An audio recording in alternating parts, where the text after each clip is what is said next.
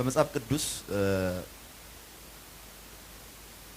ሁለተኛ ቆሮንቶስ ምዕራፍ 4 ቁጥር 4 ላይ ወደ ዋና መልእክት ያልገባው የጌታችን ኢየሱስ ክርስቶስ የክብሩ ወንጌል ብርሃን የሚል ቃል አለ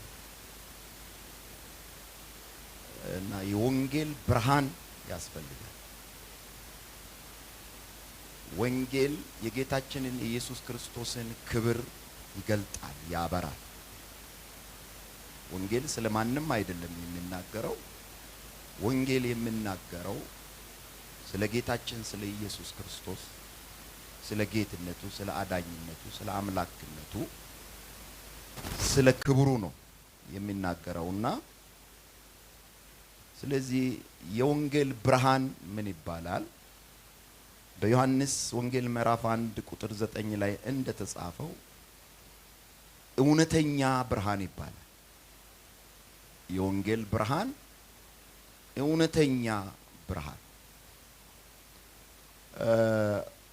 በአንደኛ ዮሐንስ ምዕራፍ 2 ቁጥር 8 ላይ ተጽፏል። እውነተኛ ብርሃን እንደሆነ የወንጌል ብርሃን እውነተኛ ብርሃን እንደሆነ በዚህም ክፍል ተጽፏል። ሌላ ደግሞ ዮሐንስ ወንጌል ምዕራፍ 8 ቁጥር 12 ላይ እንደተጻፈው የሕይወት ብርሃን ይላል። ሕይወትን የሚሰጥ ብርሃን። የወንጌል ብርሃን ማለት የጌታችን ኢየሱስ ክርስቶስ ብርሃን ማለት ነው። ጌታችን ኢየሱስ ክርስቶስ ራሱ ብርሃን። በእኔ የሚያምን በጨለማ እንዳይኖር እኔ ብርሃን ሆኜ ወደ ዓለም መጥቻለሁ።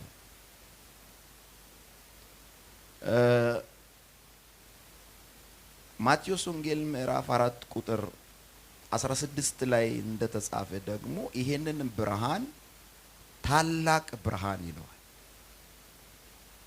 ጨለማን አባሮ ከሰው ሕይወት ውስጥ የእግዚአብሔርን ክብር የሚያሳይ ብርሃን። ሁለተኛ ቆሮንቶስ ምዕራፍ 4 ቁጥር 6 ላይ ደግሞ ስለዚህ ብርሃን ሲናገር የክብሩ ዕውቀት ብርሃን ይላል። ይሄ ብርሃን ምን ይባላል? የእግዚአብሔር የክብሩ ዕውቀት። ሰው ከዚህ ብርሃን የተነሳ የእግዚአብሔርን ክብር ያውቃል። ሰው የእግዚአብሔርን ክብር ሲያቅ ለእግዚአብሔር ይገዛል። ለእግዚአብሔር ይገዛል። ለእግዚአብሔር ክብርን ይሰጣል። አባቴ ይለዋል፣ ፈጣሪዬ ይለዋል፣ አምላኬ ይለዋል። ያ ዕውቀት የዕውቀት ብርሃን ሲበራለት ማለት ነው። እግዚአብሔርን የማወቅ ብርሃን። ሃሌሉያ። እና መጽሐፍ ቅዱስ እግዚአብሔር ብርሃን ይሁን አለ፣ ብርሃንም ሆነ ይላል። ይህን ጥቅስ በአዲስ ኪዳን እየጠቀሰ ሲናገር ሐዋርያው ጳውሎስ በዚህ በሁለተኛ ቆሮንቶስ ምዕራፍ 4 ውስጥ በጨለማ ብርሃን ይብራ ያለው እግዚአብሔር ነው ይላል። ስችን ጸሎትን ጸልይ። ጌታ ኢየሱስ በጨለማ ብርሃን ይብራ ብለን እስቲ እንጸልይ። በጨለመ አእምሮ፣ ሃሌሉያ፣ በጨለመች ሕይወት ብርሃን ይብራ ጌታ ኢየሱስ። የክብሪ ወንጌል ብርሃን ይብራ። የክብሪ ዕውቀት ብርሃን ይብራ። የሕይወት ብርሃን ይብራ። እውነተኛ ብርሃን ይብራ። ጨለማ በጌታ በኢየሱስም ኢየሱስ ይባረክ። ይህንን እንግዲህ በጣም በሸክም በልባችን እየጸለይን የእግዚአብሔርን ቃል እንሰማለን። ጌታ ኢየሱስ ይባረክ። ዮሐንስ ወንጌል ምዕራፍ 3 ላይ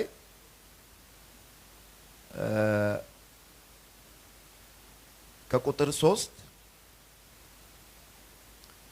ኢየሱስም መልሶ እውነት እውነት እልሃለሁ ሰው ዳግመኛ ካልተወለደ በቀር የእግዚአብሔርን መንግሥት ሊያይ አይችልም አለው።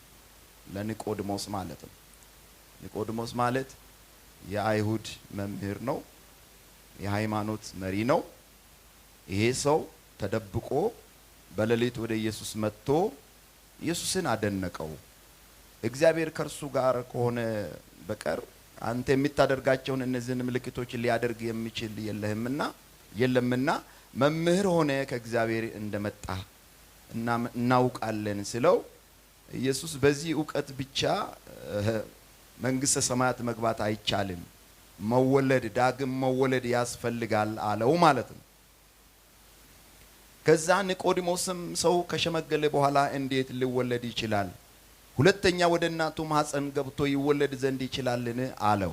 ኢየሱስም መለሰ እንዲህ ሲል እውነት እውነት እልሃለሁ ሰው ከውሃና ከመንፈስ ካልተወለደ በቀር ወደ እግዚአብሔር መንግሥት ሊገባ አይችልም። ከስጋ የተወለደ ስጋ ነው፣ ከመንፈስም የተወለደ መንፈስ ነው። እንግዲህ እንደምናውቀው የመጀመሪያ ሰው አዳም የእግዚአብሔርን ሕግ በመተላለፍ በኃጢአት ወድቋል። በአዳም ምክንያት ምድርም ተረግማለች። በአዳም መተላለፍ ምክንያት ሞት ወደ ሰው መጥቷል። ሞት በሰው ላይ ነግሷል። እና ያ የመጀመሪያ ሰው አዳም ከእግዚአብሔር ገነት ተባሯል። ዳግም መመለስም እንዳይችል ተደርጎ ነው የተባረረው። በኤደን ገነት በር ላይ እግዚአብሔር ክሩቤልን ከምትገለባበት ከእሳት ሰይፍ ጋራ ነው ክሩቤልን ያስቀመጠው። አዳም አይመለስም ነው የተባለው። ስለዚህ ሰው ወደዛ ወደ ነበረበት ክብር ለመመለስ ወደ እግዚአብሔር መንግሥት ለመግባት እግዚአብሔር ሰውን ዳግመኛ መውለድ ፈለገ። ሰውን እንደገና መፍጠር ፈለገ ማለት ነው። እና ሰው ዳግመኛ የሚወለደው ወይም የሚፈጠረው በሁለተኛ አዳም በክርስቶስ ነው። ሁለት አዳሞች እንዳሉ መጽሐፍ ቅዱሳችን በአንደኛ ቆሮንቶስ ምዕራፍ 15 ላይ ይናገራል። እና ፊተኛ ሰው ኋለኛ ሰው ይላል። ፊተኛው ሰው አዳም ሕያው ነፍስ ሆነ ተብሎ ተጽፏል። ኋለኛው አዳም ወይም ሁለተኛው አዳም ክርስቶስ ሕይወትን የሚሰጥ መንፈስ ሆነ ይላል። እና ሰው ከመጀመሪያው አዳም እንደተወለደ ከአዳም ሲወለድ የአዳምን መልክ፣ እርግማኑን፣ ሞቱን፣ ኃጢአቱን ሁሉን ነገር ከአዳም እንደወረሰ እንደተካፈለ እንዲሁ ከሁለተኛ አዳምም ሲወለድ ከክርስቶስ ሲወለድ ሰው ክርስቶስን ይካፈላል፣ ሕይወቱን ይካፈላል፣ መንፈሱን ይካፈላል፣ ጽድቁን ይካፈላል፣ ቅድስናውን ይካፈላል። አሁን ወደ መንግሥተ ሰማያት መግባት የሚቻለው በክርስቶስ ብቻ ነው፣ በሁለተኛ ሰው ነው። እና ሁለት ዘር ነው ያለው። የፊተኛው ዘር አዳም የሚጠፋ የሚበሰብስ ሞት የነገሰበት፣ ሁለተኛው ዘር የማይጠፋ ሰማያዊ ዘር ቃል ሥጋ ሆነ ይላል ዮሐንስ ወንጌል ምዕራፍ 1 ቁጥር 14 ላይ ቁጥር 1 በመጀመሪያው ቃል ነበረ ይላል። ቃልም በእግዚአብሔር ዘንድ ነበረ፣ ቃልም ራሱ እግዚአብሔር ነበረ ይላል። ያ ቃል ሥጋ ሆነ ይላል። የክርስቶስ ሥጋ ከሰው የመጣ አይደለም። ሰዎች እንደሚያስቡት ከሰው የተወሰደ ሥጋ አይደለም። ከሰው የተወሰደ ሥጋ ከሆነ መበስበስ ነበረበት። ግን የክርስቶስ ሥጋ አንድ ልዩ ሰማያዊ ሥጋ በመሆኑ መቃብር ውስጥ 3 ቀን ሙሉ ከርሞ መበስበስን ሳያይ ተነሳ። ለሚያምኑበት ሁሉ ሕይወትና ትንሣኤ ይሆንላቸዋል። በእኔ የሚያምን በሞት እንኳን ሕያው ይሆናል፣ እኔ በመጨረሻው ቀን አስነሳዋለሁ። ኢየሱስ ትንሣኤና ሕይወት መሆኑን አልዓዛርን መቃብር ውስጥ 4 ቀን የቆየውን አልዓዛርን ናውጣ ብሎ ከሞት በማስነሳት ኢየሱስ ክርስቶስ ከሞት ማስነሳት እንደሚችል ሕይወትና ትንሣኤ መሆኑን አረጋግጧል። ክርስቶስን የለበሱ ይነሳሉ። ሃሌሉያ። ስለዚህ ከዚህ ሰው መወለድ ግድ ነው። እኔ አሁን ስብከቴ መንግሥተ ሰማያትን ለሚፈልጉ ሰዎች ነው። የዘላለምን ሕይወት ለሚፈልጉ ሰዎች ነው። ከገሃነም እሳት ለማምለጥ ከሲኦል ስቃይ ለማምለጥ ሁለተኛ ሞት እንዳያገኛቸው ወደ መንግስተ ሰማያት የመግባት ፍላጎት ላላቸው እሰብካለሁ። ሃሌሉያ። እና ስለዚህ ሰው ዳግም መወለድ አለበት። ዳግመኛ ልደት እንዴት ነው ብሎ ኒቆዲሞስ በጠየቀው ጊዜ የጌታችን የኢየሱስ ክርስቶስ ምላሽ ምን ነበረ? ሰው ከውሃና ከመንፈስ ካልተወለደ በቀር ወደ እግዚአብሔር መንግስት ሊገባ አይችልም። ዘምሮ አይገባም። መጽሐፍ ቅዱስን አንብቦ አይገባም። ጸልዮ አይገባም። 24 ሰዓት ቢጸልይ ዳግም ካልተወለደ አይገባም። ይሄንን ያለው ዘኪዮስ አይደለም። እሺ፣ አንድ ሰባኪ አይደለም። የመንግስቱ ባለቤት ኢየሱስ ክርስቶስ ነው ያለው። ሰው ከውሃና ከመንፈስ ካልተወለደ በቀር ወደ እግዚአብሔር መንግስት ሊገባ አይችልም አይችልም። ይሄ ቃል የኢየሱስ ቃል ነው ብለን ከተቀበልን መንግስተ ሰማያትን የፈለገ ሰው መንግስተ ሰማያት ለመግባት የሚፈልግ ሰው ምንም ቅድመ ሁኔታ ሳይኖር ምንም ሌላ አማራጭ ስለሌለ ዳግም መወለድ አለበት። ከክርስቶስ ዳግም መወለድ አለበት። ክርስቶስን መልበስ አለበት። እንዴት ነው ለምለው ከክርስቶስ እንዴት ይወለዳል ሰው ለምለው ጌታችን ኢየሱስ ክርስቶስ ለኒቆዲሞስ በሰጠው መልስ አሳይቷል። ሰው ከውሃና ከመንፈስ ይወለዳል። በውሃ ይጠመቃል፣ በመንፈስ ቅዱስ ይሞላል። እዚህ ጋር የእግዚአብሔርን ቃል ማጣመም የሚያምራቸው ሰዎች ውሃ ቃሉ ነው እያሉ ይተረጉማሉ። ውሃ መንፈስ ቅዱስ ነው እያሉ ይተረጉማሉ። አዎ መንፈስ ቅዱስ በውሃ ይመሰላል። እዚህ ጋር ግን በውሃ ተመስሎ አይደለም የተጻፈው። ውሃ ነው። እሺ፣ ሁለቱንም ጠቅሷላ። ሰው ከውሃና ከመንፈስ ካልተወለደ በቀር ወደ እግዚአብሔር መንግስት ሊገባ አይችልም ብሎ ሁለቱንም ጠቅሷል። እዚህ ጋር ውሃ ነው በቃ። ሁለት አጥማቂዎች አሉ። አንደኛ አጥማቂ የሰው አጥማቂ ነው። ሁለተኛ አጥማቂ ኢየሱስ ነው። መጥምቁ ዮሐንስ ምን አለ? እኔ ለንስሐ በውሃ አጠምቃቸዋለሁ፣ ከኔ በኋላ የሚመጣ እሱ ከኔ ይበልጣል፣ ከኔ ይልቅ የከበረ ነው፣ እርሱ በመንፈስ ቅዱስ በእሳትም ያጠምቃቸዋል። በመንፈስ ቅዱስ የሚያጠምቅ ማን ነው? ኢየሱስ ነው። እሱን ቁልፍ ለማንም አልሰጠም። ቄሶች እጅ ጭነው ይጸልያሉ እንጂ በመንፈስ ቅዱስ ሊሞሉ አይችሉም። እንዴ መንፈስ ቅዱስ በእጃችን ቢሆን እኮ አንድም አይቀርም። በቃ ተመኝተን ጮኸን ዛሬ ሁሉም ይሞላል ብለን በእምነት ተናግረን የተወሰኑ ሰዎች ተሞልተው ይመለሳሉ። አያችሁ? እና ደግሞ እግዚአብሔር መንፈስ ቅዱስን በእጃችን አሳልፎ ቢሰጥ ቶሎ እኛ የምንሰጠው ለምንወደው ነው። ላስቀየመን ሰውማ ሌላም ነገር እንከለክላለን አይደለም መንፈስ ቅዱስ።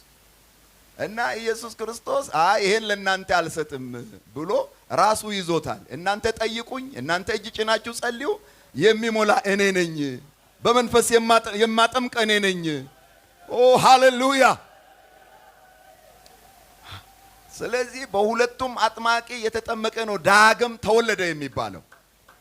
በቄሱም እጅ በውሃ ተጠምቆ በሰማያዊው ሊቀ ካህን በኢየሱስ ክርስቶስ በመንፈስ ቅዱስ የተጠመቀ ሰው መንግስተ ሰማያት መግባት ይችላል። ክብር ለጌታ ለኢየሱስ ይሁን። እሺ፣ ዳግም ልደት አስፈላጊነቱን በእግዚአብሔር ቃል እንዲህ ከተመለከትን አሁንም እዚህ ጋር ጨምሬ ቢጠቅስ ጥሩ ነው። ማርቆስ ወንጌል ምዕራፍ 16 ቁጥር 15 እና 16 ላይ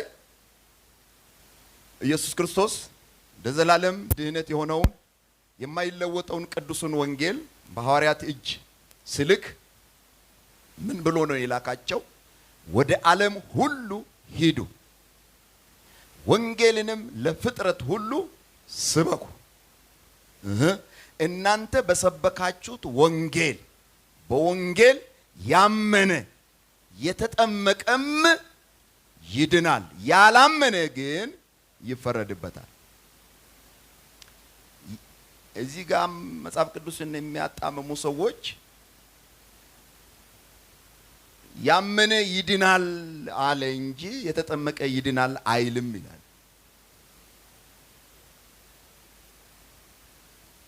እና ያላመነ ይፈረድበታል ነው ያለው እንጂ ያልተጠመቀ ይፈረድበታል አላለም። ቃሉ ተያይዞ ነው ያለው። ያመነ የተጠመቀም ይድናል ነው። ማይለያዩ ነገሮችን በድፍረት ለያይቶ እምነትንና ጥምቀትን መለየት አይቻልም። እምነቱስ በምን ይገለጣል? ሰው በወንጌል አምኗል የሚባለው ሲታዘዝ ነው አይደል እንዴ? እምነት ጀርባው ምንድነው? መታዘዝ ነው። መታዘዝ የሌለበት እምነት ግትርነት ነው እንጂ እምነት አይደለም። አንድ ሰው በወንጌል ካመነ ለወንጌል ቃል ይታዘዛል። መታዘዝ ከሌለ እምነት የለም። ያመነ የተጠመቀም ይድናል። ወደ እግዚአብሔር መንግስት የምንገባው በዳግም ልደት ነው። ዳግም ልደት የሚከናወነው በውሃና በመንፈስ ነው። አሁን ጥምቀት በማስም የሚለውን ነው ትኩረት ሰጥተን የምንማረው። ጥምቀት ያስፈልጋል። በቃ ምንም ክርክር የለበትም። መንግስተ ሰማያትን መግባት ለሚፈልግ ሰው ጥምቀት ያስፈልገዋል። መጠመቅ አለበት። አሁን ብዙ አይነት አሳች የሆነ ትምህርት አለ በዓለማችን ላይ፣ የሃይማኖት ትምህርቶች አሉ። እንግዲህ ሰው የቱ ነው መጽሐፍ ቅዱሳዊ ብሎ ትኩረት ካልሰጠ ብዙ ሸዋጅ የሆኑ ትምህርቶች አሉ። ጥምቀት አያድንም የሚል ትምህርት አለ። መጽሐፍ ቅዱስ ጥምቀት ያድናል እያለ ያመነ የተጠመቀም ይድናል እያለ ጥምቀት አሁን ምሳሌው ሆኖ ያድነናል ብሎ ሐዋርያ ጴጥሮስም እየጻፈ እየተናገረ እያለ ጥምቀት አያድንም ብለው አፋቸው ሞልቶ የሚናገሩ ሰዎች አሉ። ድፍረታቸውን እግዚአብሔር ይቅር ይባላቸው። አንድ ጊዜ ጥምቀት ያድናል በሉ። እንደገና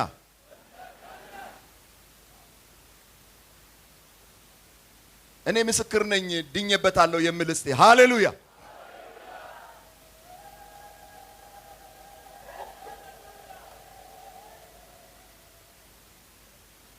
በቃ አሁን ምስጢሩን ስትረዱ በኢየሱስም ያልተጠመቃችሁ እንግዶች ካላችሁ ዛሬ ትጠመቃላችሁ ብዬ አምናለሁ። እኛም የተጠመቅን በቃ ስለ መዳናችን በጣም እንደነቃለን ብዬ አምናለሁ። እግዚአብሔር የተመሰገነ ይሁን። ለሁሉም ነው የእግዚአብሔር ቃል እና ጥምቀት በኢየሱስ ስም ነው። ሌላ ተጨማሪ ሳያስፈልግ ጥምቀት በመጽሐፍ ቅዱስ ውስጥ ተጽፎ የምናገኘው ጥምቀት የተከናወነው በኢየሱስ ስም ብቻ። የወንጌሉ ባለቤቶች ኢየሱስ ወንጌሉን የሰጣቸው ከኢየሱስ ከተቀበሉ በኋላ ወንጌሉ የኢየሱስ ሆኖ እያለ ወንጌላችን ብለው የሰበኩ ሰጣቸዋ። አሁን ይሄን ኮት ለቢሾፕ ደጄ ቢሰጥ ቀደም ሲል የኔ ነበረ ሰጣሁት። መስጠትን ካረጋገጠ በኋላ ከተቀበለ በኋላ ኮቴ ማለት አይችልም። ኢየሱስ ወንጌሉ የማን ነው? የኢየሱስ ክርስቶስ ነው። ለማሰጠ ለሐዋርያት ሰጠ። ስለዚህ ሐዋርያት ወንጌሉን ምን አሉ? ወንጌላችን። ወንጌሉ የኢየሱስና የሐዋርያት ነው። የነ ጴጥሮስ ነው፣ የነ ጳውሎስ ነው። እቺ ቤተ ክርስቲያን ሌላ ፍልስፍና የላትም፣ ሌላ ዶክትሪን የላትም። ያንን በነ ጴጥሮስ በነ ጳውሎስ በቀደሙት ሐዋርያት የተሰበከውን የጌታችን የኢየሱስ ክርስቶስን ወንጌል ትሰብካለች። እየጠቀሰች እንዲህ ተብሎ እንደተጻፈ ብላ የተጻፈውን ትሰብካለች። ፍልስፍና የሚባል ነገር ፈልጋችሁ አታገኙትም። እዚህ ቸርች ውስጥ ከሰው የሆነ ነገር አንድ አዋቂ የፈለሰፈው ነገር ምንም ነገር አታገኙም። በቃ ጥቅስ ነው። ሃሌሉያ። ስለዚህ ጥምቀት በኢየሱስ ስም ነው። ጥምቀት በኢየሱስ ስም ብቻ የሆነበትን ምስጢር ነው አሁን የምንማረው። አንድ አራት ነጥቦችን ለማስቀመጥ ሞክራለሁ። ጊዜን ተጠቅሜ ፈጠን ብዬ እናገራለሁ። እግዚአብሔር ለሁላችን ማስተዋልን ይስጠን። አንደኛ ነጥብ ጥምቀት በኢየሱስ ክርስቶስ ስም ብቻ የሆነበት ምስጢር ነው። በቃ ምስጢር ስለሆነ ነው ሰዎች ያቃለሉት። የኢየሱስን ስም ጥምቀት ያልተቀበሉት ስለተሰወረባቸው እና ጥምቀት በኢየሱስ ስም ብቻ የሆነበት ምስጢር አንደኛ ነጥብ ስለ ሁሉ የሞተው አንዱ ብቻ ስለሆነ ነው። ሁለተኛ ነጥብ የአዲስ ኪዳን ግርዘት በክርስቶስ ስለሆነ ነው። ሶስተኛ ከኃጢአት የሚያድን ኢየሱስ ብቻ ስለሆነ ነው። አራተኛ ነጥብ የአብ የወልድና የመንፈስ ቅዱስ ስም ኢየሱስ ስለሆነ።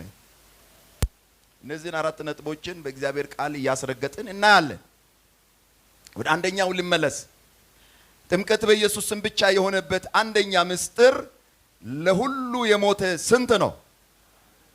አዎ ይህንን ደግሞ ሁለተኛ ቆሮንቶስ ምዕራፍ 5 ቁጥር 14ን የእግዚአብሔርን ቃል እናነባለን።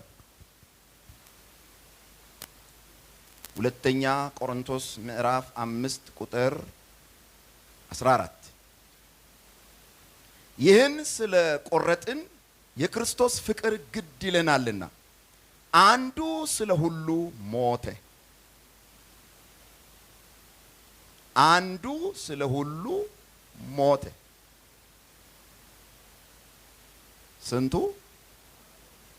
ማን ነው እሱ? ለዓለም ሁሉ ኃጢአት የሞተው ማን ነው? በመስቀል ላይ የተሰቀለልን ማን ነው? ነፍሱን የሰጠን ማን ነው? ደሙን ያፈሰሰልን ማን ነው? ኢየሱስ ነው። አንዱ ስለ ሁሉ ሞተ። እሺ አሁን እዚህ ጋር ሰው ልብ ያላለው ነገር አለ።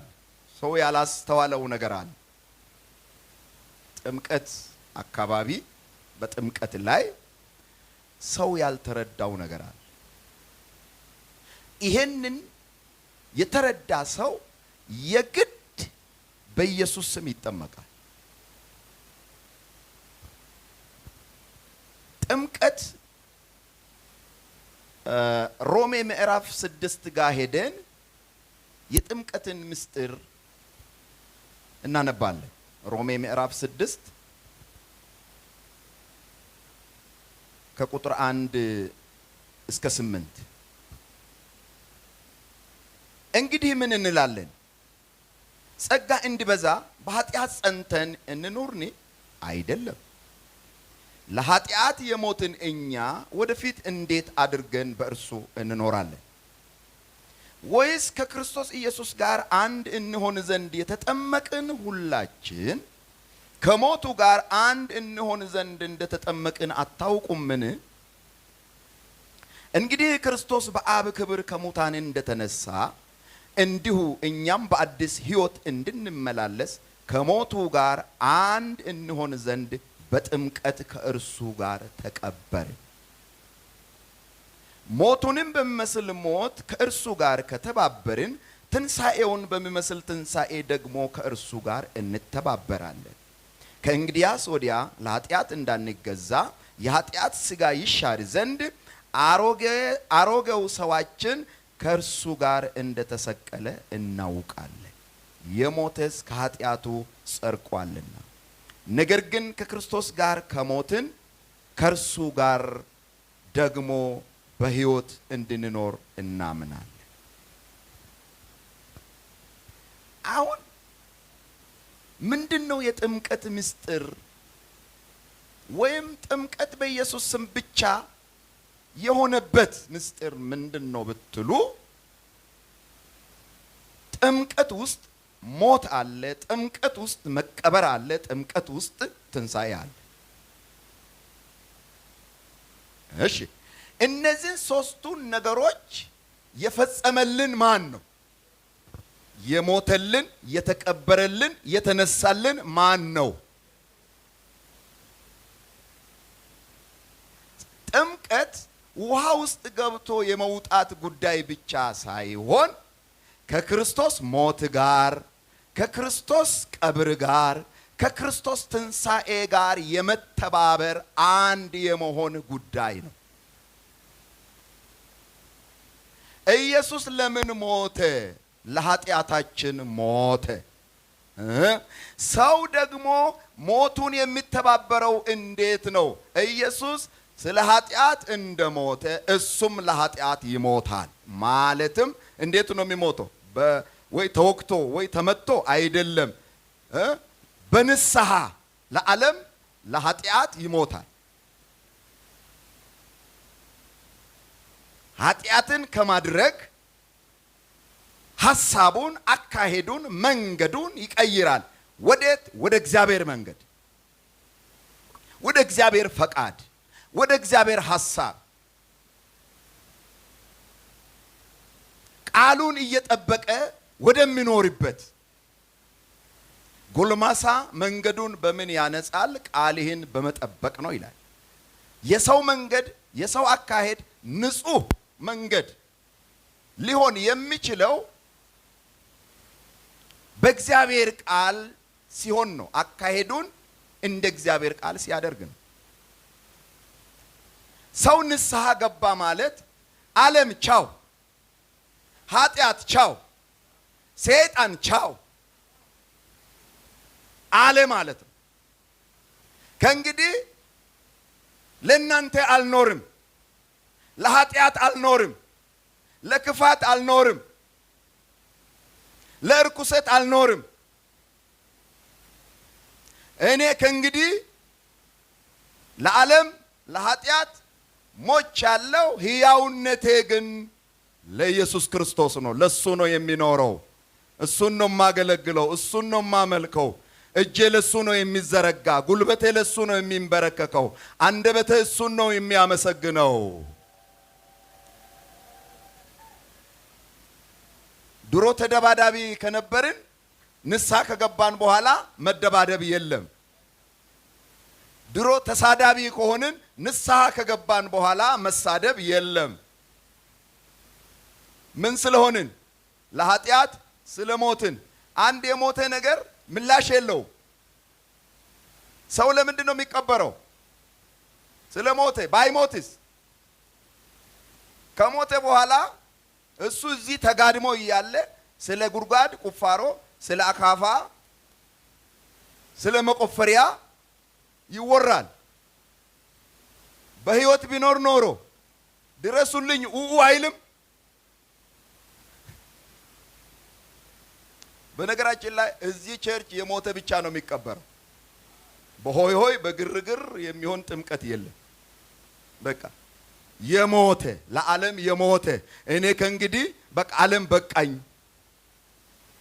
ከእንግዲህ የሚኖረው ለፈጠረኝ ለአምላኬ ነው፣ እሱን አገለግላለሁ፣ እሱን እከተላለሁ፣ ለጽድቅ እኖራለሁ ብሎ የወሰነ እሱ ምን ሆኗል? ሞቷል።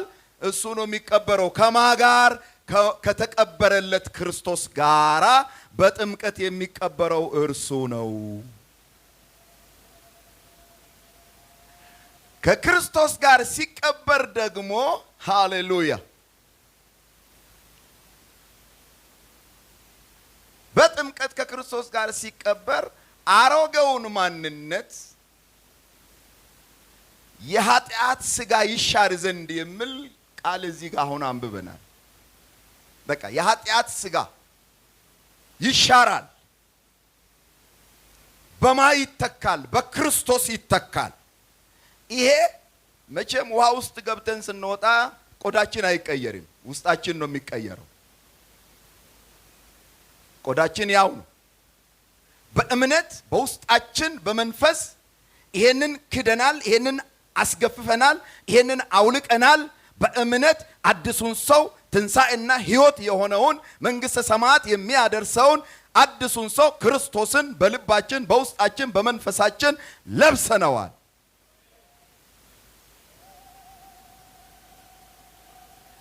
እና ሰው ወይ በቃ አልጠመቅም ብሎ መዳንን ገፍቶ ገሃነምን መርጦ መኖር አለበት። አይ እኔ ገሃነም መግባት አልፈልግም መንግሥተ ሰማያት መግባት ፈልጋለሁ ካለ ምንም ያለ ቅድመ ሁኔታ ጭቅጭቅ ንትርክ ሳይኖር ከክርስቶስ ጋር መቀበር አለበት። አስቀድሞ ኢየሱስ ክርስቶስ በመስቀል ተሰቅሎ ነው የሞተ። ብዙዎች ክርስቶስን ነው የሰቀሉ፣ መስቀሉን ነው የዘመሩ፣ ተሰቀለልኝ ነው ያሉ። እነሱ ግን አልተሰቀሉለትም። የክርስቶስ ምኑም ሳይቀር ተባብረን ነው ክርስቶስን የምናገኘው። ሞቱን እንተባበራለን፣ ከሞቱ ጋር አንድ እንሆናለን። እንደ ሞተልን እኛም እንሞታለን፣ እንደ ተቀበረልን እኛም እንቀበራለን። እሱ ሞትን ድል አድርጎ እንደ ተነሳ እኛም እንነሳለን፣ ትንሣኤውንም እንተባበራለን። ከዛ በኋላ መንግሥተ ሰማያት የእኛ ትሆናለች።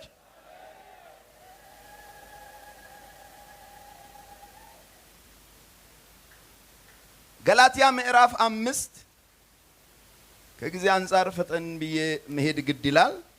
ገላትያ ምዕራፍ 5 ቁጥር 24 ላይ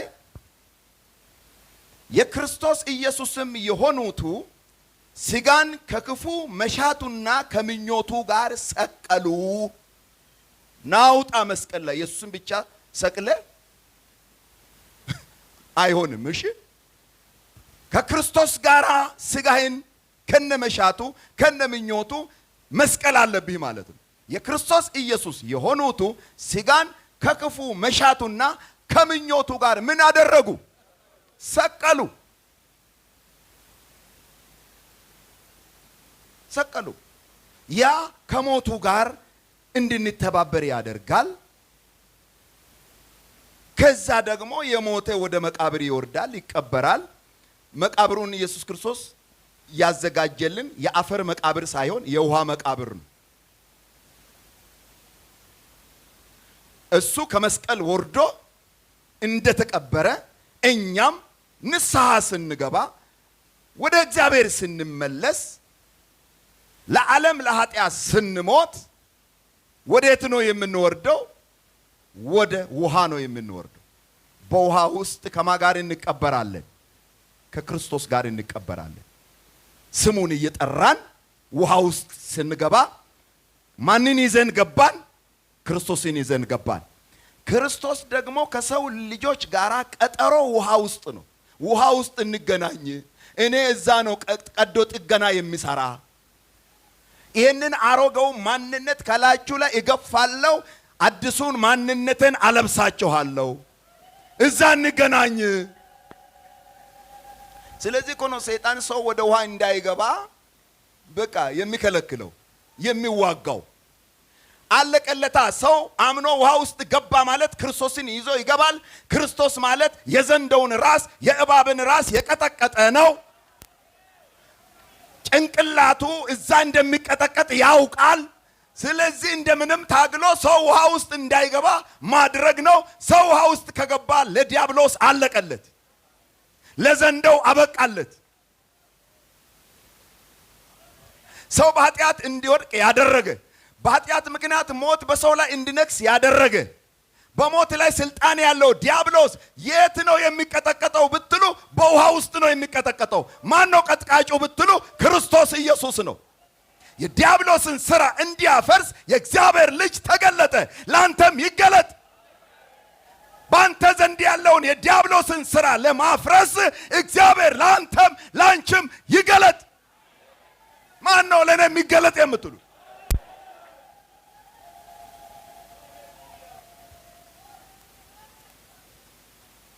ኢየሱስ ክርስቶስ በሞት ላይ ስልጣን ያለውን ዲያብሎስን የሻረው በመሳሪያ አይደለም፣ በከባድ መሳሪያ አይደለም፣ መሳሪያ እየተኮሰ አይደለም። በምንድነው የሻረው ብትሉ በሞቱ ነው የሻረው።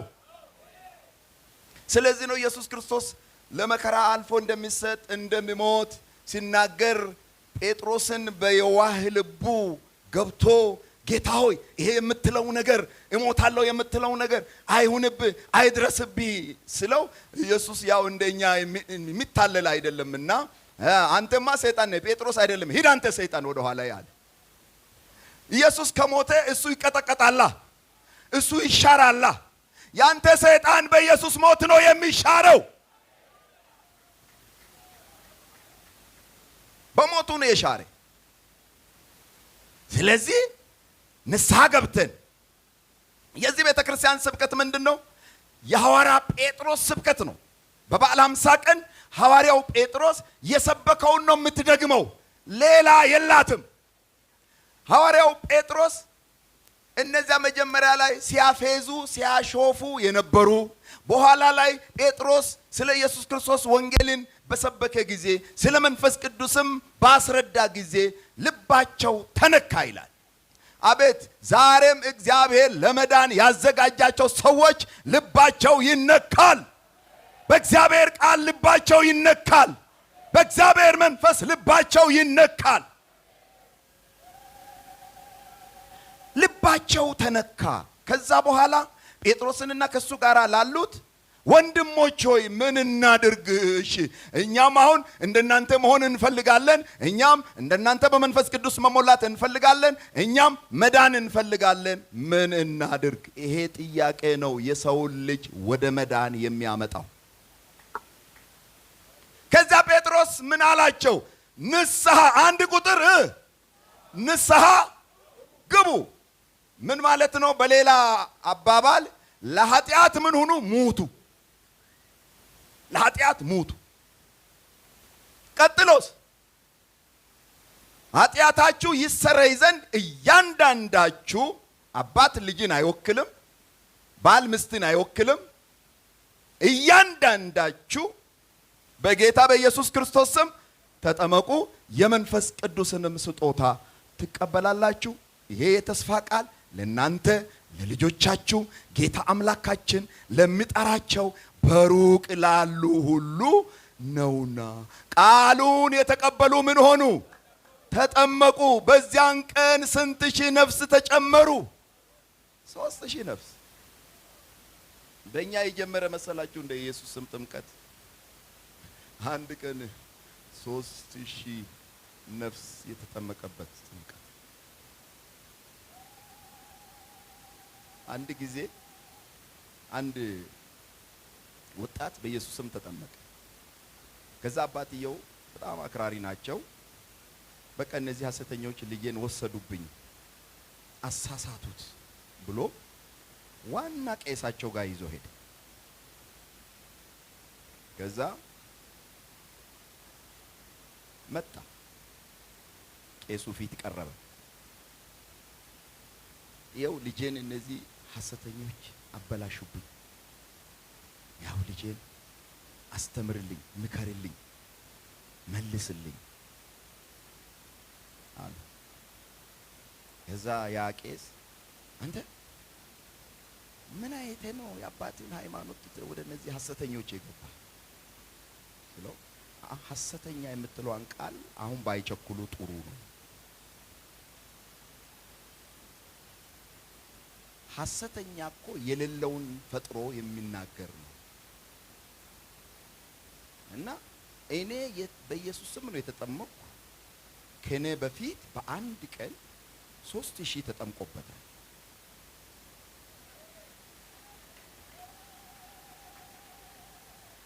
እኔ አሁን 3ም አልሎትም 2ም አልሎትም በአብ በወልድ በመንፈስ ቅዱስ ተብሎ የተጠመቀ አንድ ነፍስ ከመጽሐፍ ቅዱስ ማስረጃ ፈልጋለሁ። እሱን ጥቅስ ብቻ ካወጡልኝ ይሄው አሁን ወዲህ ንስሐ ገባለሁ። ከየት ይመጣል? ከዛ ቄሱ አጣሙ ለቀቁት። አያችሁ?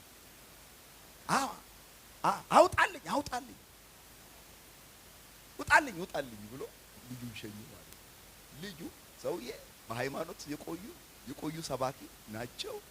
ልጁ ገና ታዳጊ ወጣት ነው። ከዛ እንዲህ ብሎ ወጣ ማለት ነው። የማያሳፍር ወንጌል፣ ትንሹን ትልቅ የሚያደርግ ወንጌል። በዚህ ወንጌል የዳናችሁ ሃሌሉያ።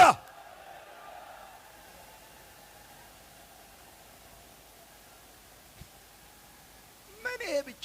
ሌላ ጊዜ ደግሞ አንዱ የሌላ እምነት ሰባኪ የኛ ቸርች አንድ እናት እነዚህ ሐሰተኞች እኮ በቃ አሳቱሽ እና ጥምቀት በአብ በወልድ መንፈስ ቅዱስ ስም ነው እና ተመለሺ አላት። ከዛ ማቴዎስ 28:19 አወጣላት። ከዛ እንግዲህ ሂዱና አሕዛብን ሁሉ በአብ በወልድ መንፈስ ቅዱስ እያጠመቃቸዋቸው ያዘዝኳችሁንም ሁሉ እንዲጠብቁ እያስተማራቸዋቸው ደቀ መዛሙርት አድርጓቸው ብሎ ቆመ። ልጅ ቀጥል አለ። ከዛ የቀረው የዛ ምዕራፍ መጨረሻ እነሆ እኔ እስከ ዓለም ፍጻሜ ድረስ ሁልጊዜ ከናንተ ጋር ነኝ ብሎ አይደለም ያበቃ። ከዛ ይሄንን ልጅ ቀጥል አለቀ እኮ ጥቅሱ። በቃ የመጨረሻ ነው ይሄ። አንድም ሰው ሳይጠመቅ ያንተ ጥቅስ አለቀን። እሳቸው የፈለጉት ምን ነው? ተጠመቁ የሚለው ነው። ይሄማ ትእዛዝ ነው። አጥምቁ ትእዛዝ ነው። ከዛ አለቀ። አንድም ሰው ሳይጠመቅ እሺ አሁን የኔን አውጣልኝና አንብብልኝ። እሳቸው ማንበብም አይችሉም። ከዛ ምዕራፉን ቁጥሩን መጽሐፉን ይዘዋል በአእምሯቸው።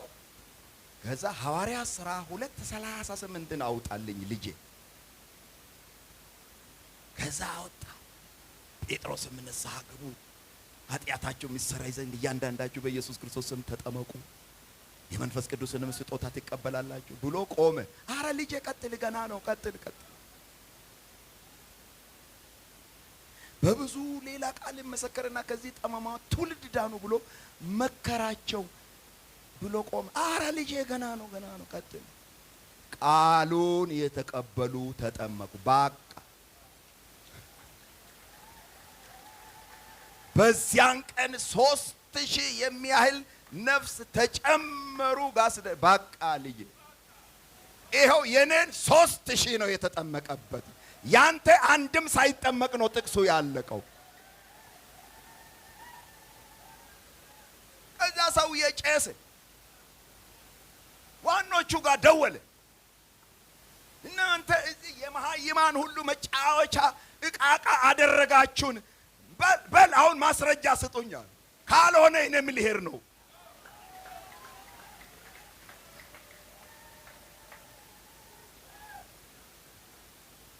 አያችሁ፣ የልብስ ጉዳይ አይደለም፣ የህንፃ ጉዳይ አይደለም፣ የመኪና ጉዳይ አይደለም፣ የእውቀት ጉዳይ አይደለም፣ የማይረግ ጉዳይ አይደለም።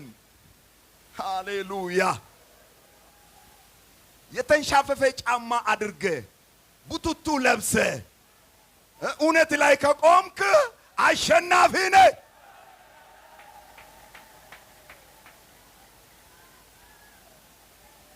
ኦ ሃሌሉያ። ስለዚህ በቃ የዚች ቤተክርስቲያን ቁልፍ የመዳን ቃል የወንጌል ቃል እቺ ቤተክርስቲያን ጮሃ ሁሉ ጊዜ የምትሰብከው እኛም የዳንበት ሌሎችም ገና የሚድኑበት ቁልፍ አራት። አንደኛ ሰው በወንጌል ቃል ማመን አለበት። እምነት ያስፈልጋል። በኢየሱስ ክርስቶስ ማመን አለበት። ኢየሱስ ክርስቶስን አውቆ በኢየሱስ ክርስቶስ ማመን አለበት። በመስቀሉ ሥራ ማመን አለበት። በጌትነቱ ማመን አለበት። በአዳኝነቱ ማመን አለበት። በፈራጅነቱም ማመን አለበት። በመለኮትነቱም ማመን አለበት። ከዚያ ካወቀ ካመነ በኋላ ወደሱ መመለስ አለበት። ንስሐ መግባት አለበት። በቃ መስቀል ለመውጣት አለበት። ከተሰቀለልኝ ጌታ ጋር ስጋዬን ሰቅላለሁ ብሎ መስቀል ላይ መውጣት አለበት። ለኃጢአት መሞት አለበት። ከዛ ከተቀበረለት ጌታ ጋር በስሙ ጥምቀት በውሃ ውስጥ መቀበር አለበት። እሱን ይዞ በእምነት መነሳት አለበት። ምድር ላይ ድልን አውጆ ወደ መንግሥተ ሰማያት ይሄዳል። ይሄ ነው በቃ ንስሐ ግቡ ኃጢአታችሁም ይሰረይ ዘንድ እያንዳንዳችሁ በኢየሱስ ክርስቶስ ስም ተጠመቁ ነው። ይሄን ስታደርጉ የመንፈስ ቅዱስን ስጦታ ትቀበላላችሁ። አሜን። ጥምቀት በኢየሱስ ስም የሆነበት አንደኛ ምስጢር ምንድነው? የሞተልን ስንት ነው? እስቲ ባካችሁን አንድ ጊዜ በሐሳብ በህሊና ወደ መስቀል እንሂድ። የዛሬ 2000 ዓመት በፊት ወደ ተሰቀለልን ወደ ኢየሱስ ክርስቶስ ወደ ቀራንዮ መስቀል እስቲ እንሂድ። መስቀል ላይ ስንት ይታያችኋል? ሌሎች በቀኝና በግራ ወንበዴዎቹ ተሰቅለዋል። እነዛ ስለሰሩት ወንጀል ነው የተሰቀሉ። ኢየሱስ ንጹህ ነው፣ ምንም በደል አልሰራም፣ ምንም ወንጀል የለበትም። የተሰቀለው ለማኃጢአት ነው። ታዲያ ሌላ ምን ያደርጋል? መስቀል ላይ የሚታይ ኢየሱስ፣ መቃብር ውስጥ የሚታይ ኢየሱስ፣ መቃብርን ፈንቅሎ ድል አድርጎ የተነሳ ኢየሱስ እኛን ስለማጽደቅ ተነሳ ይላል። እሱ ባይነሳ ኖሮ እኔ ዛሬ እንደዚህ ቆመ መናገር አልችልም፣ መስበክ አልችልም። ኢየሱስ ክርስቶስ በትንሳኤው ሁሉን አረጋግጧል። በትንሳኤው ጸድቀናል። በትንሳኤው ሁሉም ተሸንፏል። ሞት ተሸንፏል። ዲያብሎስ ተሸንፏል። ኃጢአት ተሸንፏል። ከዛ ተነስቶ ወደ ሰማይ የወጣ ማን ነው? ከሰማይ ከወረደ በቀር ወደ ሰማይ የወጣ ማንም የለም። እሱም በሰማይ የሚኖረው የሰው ልጅ ነው። የታለ ሌላሽ? የታለ ሌላ? መስቀል ላይ እሱ፣ መቃብር ውስጥ እሱ፣ ሲነሳ እሱ፣ በክብር ያረገ እሱ፣ ተመልሶ የሚመጣ እሱ እሱ እሱ እሱ እሱ የሞተ እሱ በሉ እስቲ፣ የተቀበረ ሞትን ድል አድርጎ የተነሳ በክብር ያረገ ተመልሶ የሚመጣ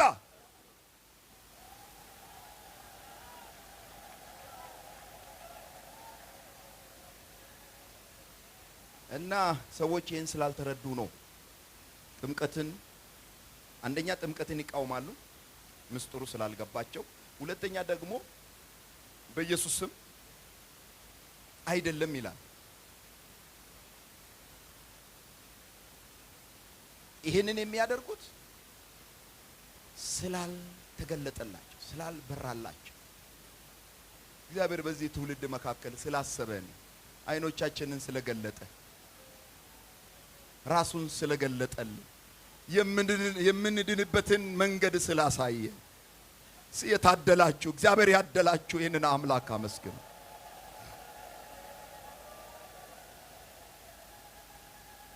ሃሌሉያ ሃሌሉያ ሃሌሉያ። ሁለተኛ ጢሞቴዎስ ምዕራፍ 2 ቁጥር 11 ላይ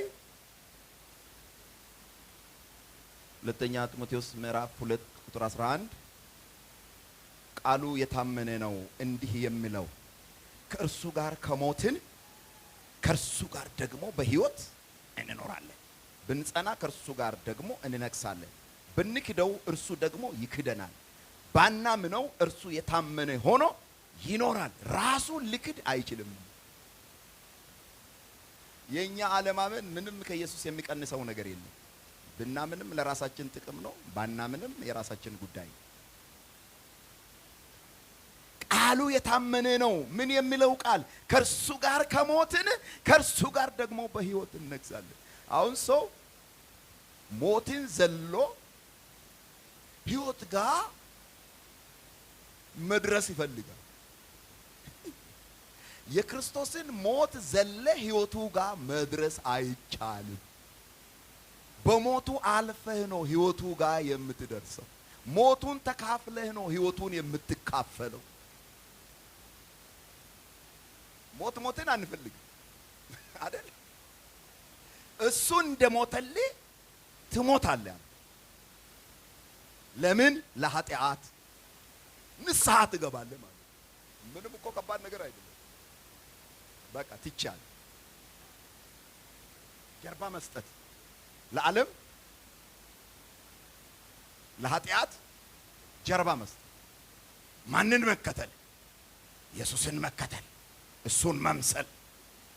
ሃሌሉያ። ሞቱን ዘለን ሕይወቱ ጋር መድረስ አንችልም። ሞቱን ስንካፈል ነው ሕይወቱን የምንካፈል። ከሱ ጋር ስንቀበር ነው ከሱ ጋር የምንነሳው። ስለዚህ ነው ጥምቀት በኢየሱስም ብቻ የሆነ። አሜን። እንግዲህ የክርስቶስን ሕይወት የፈለገ ሰው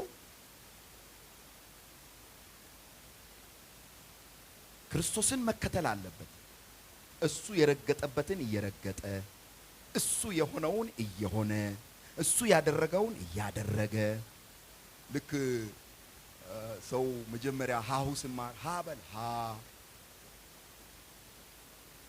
ሁ ሁ፣ ሁላችንም ከዛ ነው የተነሳ። ልክ እንደዛ ኢየሱስ የሆነውን እየሆንን፣ ያደረገውን እያደረግን፣ የፈጸመውን እየፈጸምን የሱን ፈለግ ተከትለን እሱ እንደሞተልን ሞተን፣ እሱ እንደተቀበረልን በጥምቀት ከእርሱ ጋር ተቀብረን፣ እሱ እንደተነሳ እኛም ከዛ ተነስተን በመንፈስ ቅዱስ ተሞልተን ከዛ ምድር ላይ ድልን አውጀን ትንሣኤን አውጀን እሱ በክብር ወደ ሰማይ እንዳረገ እኛም አንድ ቀን በደመና እንነጠቃለን ይላል። እንዲሁም ሁልጊዜ ከጌታ ጋር መንገዱ ይሄ ነው። ወደ ዘላለም ሕይወት የሚያደርስ መንገድ፣ ወደ መንግሥተ ሰማያት የሚያስገባ መንገድ ይሄ ነው።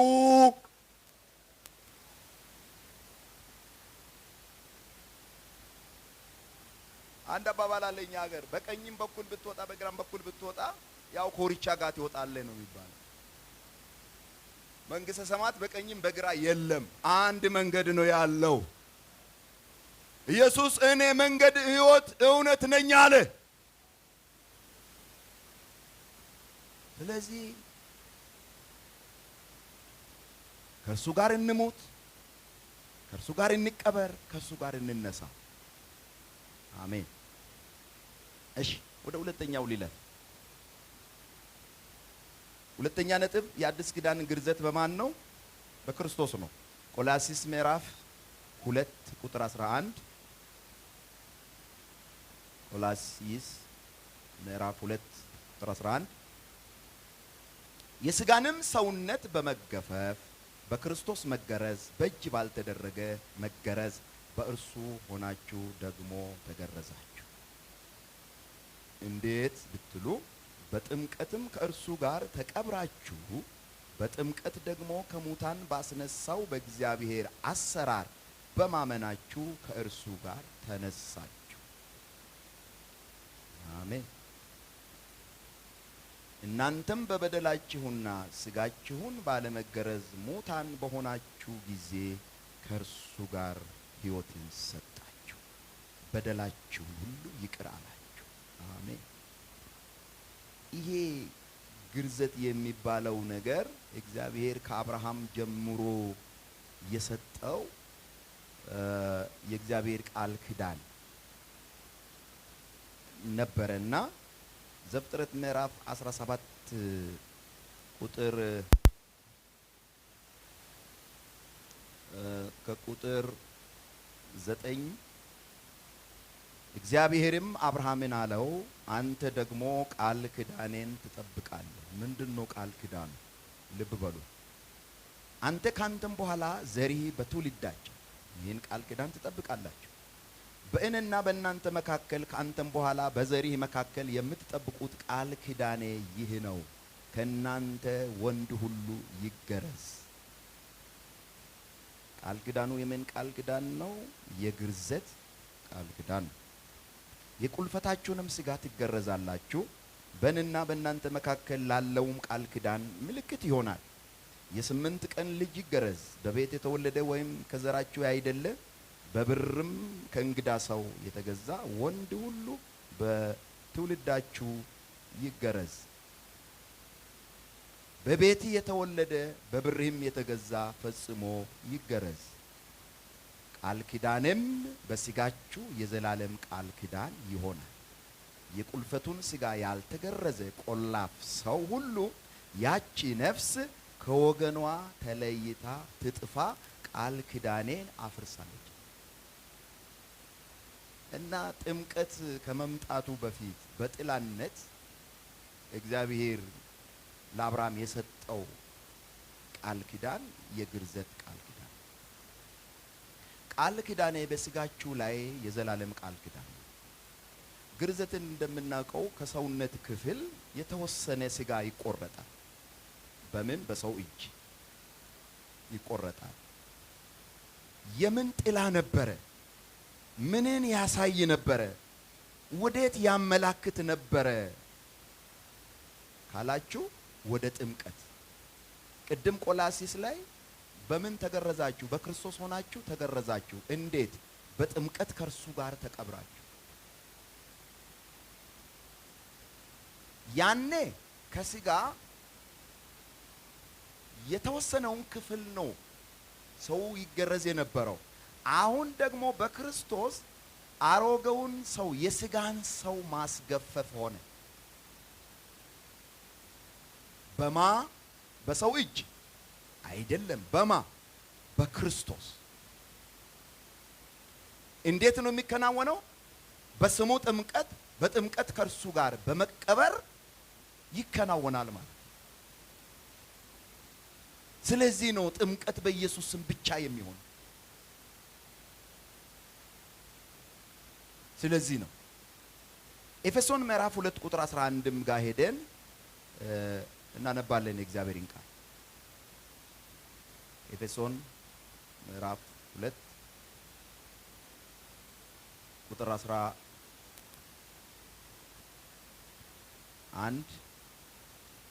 ስለዚህ እናንተ አስቀድሞ በሥጋ አሕዛብ የነበራችሁ በሥጋ በእጅ የተገረዙ በተባሉት ያልተገረዙ የተባላችሁ ይህን አስቡ። በዚያን ዘመን ከእስራኤል መንግሥት ርቃችሁ ለተስፋውም ቃል ኪዳን እንግዶች ሆናችሁ በዚህም ዓለም ተስፋን አጥታችሁ ከእግዚአብሔርም ተለይታችሁ ያለ ክርስቶስ ነበራችሁ። አሁን ግን እናንተ በፊት ርቃችሁ የነበራችሁ በክርስቶስ ኢየሱስ ሆናችሁ በክርስቶስ ደም ቀርባችሁ። እርሱ ሰላማችን ነውና ሁለቱን ያዋሃደ። ማንንና ማንን? አሕዛብንና አይሁድን።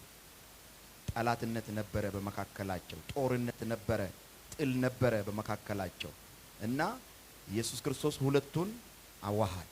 በአዋጅ የተነገሩትንም የትእዛዛትን ሕግ ሽሮ በመካከል ያለውን የጥል ግድግዳን በሥጋው ያፈረሰ፣ ይህም ከሁለታቸው አንድን አዲስን ሰው በራሱ ይፈጥር ዘንድ ሰላምንም ያደርግ ዘንድ ጥልንም በመስቀሉ ገሎ በእርሱ ሁለታቸውን በአንድ አካል ከእግዚአብሔር ጋር ያስታርቅ ዘንድ ነው። እና ይሄ አሁን ይሄ መልእክት የተጻፈው ለአሕዛብ ነው። አሕዛብ የግርዘት ቃል ኪዳን አልነበረው እና እነዚህ በብሉይ ኪዳን ዘመን ጠላቶች የነበሩ ከእግዚአብሔር ርቀው የነበሩ ለተስፋውም ቃል እንግዶች ሆኖ የነበሩትን ክርስቶስ ኢየሱስ የአብርሃምን በረከት ወደ አሕዛብ አመጣ። ኢየሱስ መጀመሪያ የእርሱ ወደ ሆኑት ነው የመጣው። ገፉት፣ አልተቀበሉት። ከዛ ኢየሱስ ፊቱን ወደ አሕዛብ አዞረ። እነሱ አምላክ ባልሆነ ነገር አስቀኑኝ፣ እኔም ሕዝብ ባልሆነ ሕዝብ አስቀናቸዋለሁ ብለዋልና እነሱ እንደ እርኩስ ይቆጥሩ የነበሩትን ሕዝብ አሕዛብን በመቀበል የነሱ አምላክ በመሆን እስራኤልን አስቀና። እነዚህ ቀደም ሲል የግርዘት ቃል ኪዳን አልነበራቸውም። አሁን በኢየሱስ ክርስቶስ ስም ተጠመቁ። ሲጠመቁ አሁን የአዲስ ኪዳን ግርዘት በማን ነው? በክርስቶስ ነው። እሱም ምንን ማስገፈፍ ነው? የስጋን ሰውነት አሮጌው ማንነት ከነ ኃጢአቱ ከነ ስራው ማስገፈፍ ስለሆነ በኢየሱስ ክርስቶስ ስም የተጠመቁትን እዚህ ጋር ልዩነት የለም። አይሁድ የለም፣ የግሪክ ሰው የለም፣ አሕዛብ የለም፣ ወንድ የለም፣ ሴት የለም። ሁላችን በክርስቶስ ኢየሱስ ስን ሰው እንሆናለን፣ አንድ ሰው እንሆናለን። ከዛ ከሁለቱ ከአይሁድም ከአሕዛብም አሕዛብነትንም አስቀርቶ እዚህ መሃል በራሱ በክርስቶስ ማንነት ሰውን ለመፍጠር ነው ኢየሱስ ክርስቶስ ወደ ምድር የመጣው። በአዲስ ሰው ነው ከእግዚአብሔር ጋር የታረቅ ነው። ኦ ሃሌሉያ ሃሌሉያ። ስለዚህ አሁን አይሁድ ሳይባል አሕዛብ ሳይባል በአንድ መንፈስ ሆነን ወደ አብ መግባት አለን ይላል። ሃሌሉያ። ስለዚህ የአዲስ ኪዳን ግርዘት ጥምቀት ስለሆነ ጥምቀት ደግሞ በኢየሱስ ክርስቶስ ስም ስለሆነ ሁለተኛ ምስጢር ጥምቀት በኢየሱስ ስም ብቻ የሚሆንበት ምክንያት የአዲስ ኪዳን ግርዘት በክርስቶስ ብቻ ስለሆነ ነው። ይሄን አሮጌውን ማንነት መግፈፍ የሚችል ክርስቶስ ኢየሱስ ስለሆነ ነው። ወደ ሶስተኛ ነጥብ ልምጣ። ከኃጢአት የሚያድን ስም የኢየሱስ ስም ብቻ ስለሆነ ነው ሰው በኢየሱስ ስም የሚጠመቀው። ሐዋርያት ሥራ ምዕራፍ 4 ቁጥር 12 መዳንም በሌላ በማንም የለም እንድንበት ዘንድ የሚገባን ለሰዎች የተሰጠ ከሰማይ በታች ሌላ ስም የለም። ለመዳን የተሰጠ ስም የማ ስም ነው? የኢየሱስ ስም ነው። የኢየሱስ ስም ነው። መዳን በሌላ በማንም የለም። በቅዱሳን የለም፣ በሌላ በመላእክት የለም። በቅዱሳን የሚቻል ቢሆን ኖሮ በመላእክትም የሚቻል ቢሆን ኖሮ እግዚአብሔር በስጋ ባልተገለጠ ነበር። እግዚአብሔር ክብሩን ትቶ ስጋ ለብሶ ከሰው ጋራ ባልደከመ ነበር። ከሰውም ስለጠፋ ከመላእክትም ያንን መስፈርት የሚያሟላ ስለጠፋ ማህተሙን የፈታ አንዱ ብቻ ነው። ማህተሙን መፍታት የቻለ አንዱ ብቻ ነው። እሱም ጌታችን ኢየሱስ ክርስቶስ ነው። ሃሌሉያ። ለዓለም ሁሉ ኃጢአት በመሞት በመታረድ በደሙ ሃሌሉያ ከነገድ ከቋንቋ ከወገን ከሕዝብ ሁሉ ዋጀን። ለአምላካችን መንግስትና ካህናት አደረገን። ለሱ ክብር ምስጋና እስከ ለዘላለም ድረስ ይሁን። እሱ ነው ማህተም የፈታ። በመላእክት አይፈታም፣ በሰው አይፈታም። መዳን በሌላ በማንም የለም። ከኃጢአት የሚያድን ማን ነው? ኢየሱስ ነው። ከሞት የሚያድን ማን ነው? ኢየሱስ ነው።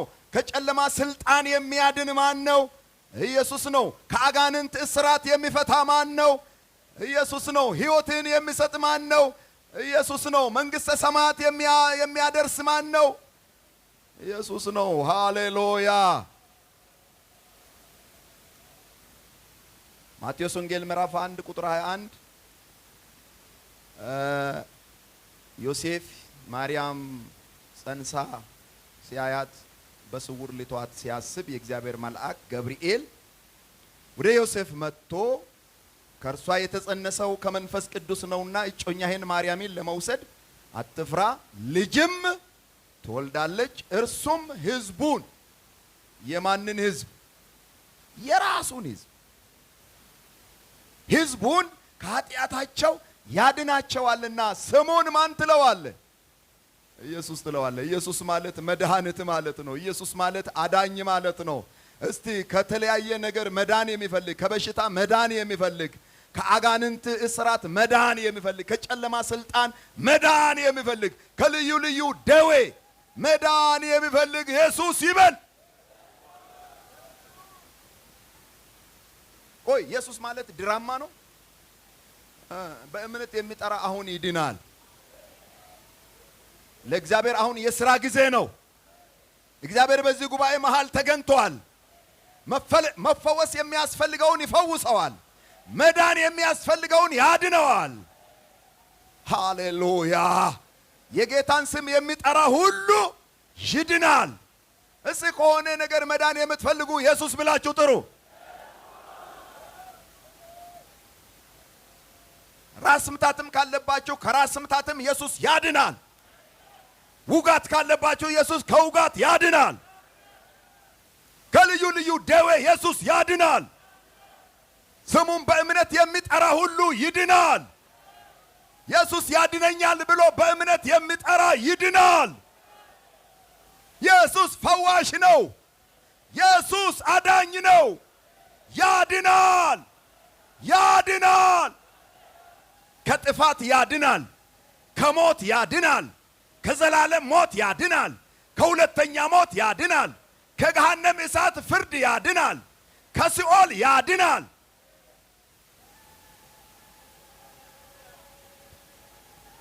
ወይኔ ወይኔ ወይኔ!